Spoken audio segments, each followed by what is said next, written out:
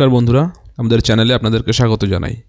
যারা চ্যানেলটিকে প্রথমবার দেখছেন তারা অবশ্যই চ্যানেলটি সাবস্ক্রাইব করে নেবেন এবং বেল আইকনটি দাবিয়ে দেবেন, যাতে চ্যানেলে দেওয়া সকল ভিডিওর প্রথম নোটিফিকেশান আপনাদের কাছে পৌঁছে যায়।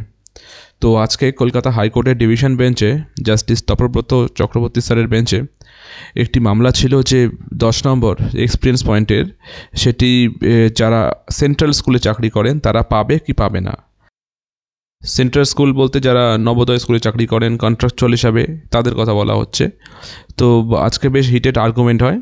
আলটিমেটলি যেটা হয় সেটা হচ্ছে ডিভিশন বেঞ্চে আমাদের জাজ স্যার বলেন যে যারা এরকম আছেন, যারা সেন্ট্রাল স্কুলে চাকরি করছেন, তাদেরকেও 10 নম্বর দেওয়া হবে, সম্মতি দেন উনি। আর এটা অবশ্যই প্রশ্ন করেন যে কেন এত লেট করে ওনারা করলেন। তখন যারা রেসপন্ডেন্ট পক্ষ ছিলেন তারা বলেন যে হ্যাঁ, তারা বুঝতে পারেননি কোন কলামে কী ফিল আপ করতে হবে, এরকম সামথিং। তো আলটিমেটলি যেটা ব্যাপার দাঁড়ালো যে তাদেরকে সম্মতি দেওয়া হয়েছে। এখন প্রায় 2,500 জনের মতো ক্যান্ডিডেট থাকলো, তারাও কিন্তু এক্সট্রা 10 নাম্বার পাচ্ছে এই এসএসসিতে। ঠিক আছে, তো আজকের আপডেটটি এই পর্যন্তই। ধন্যবাদ।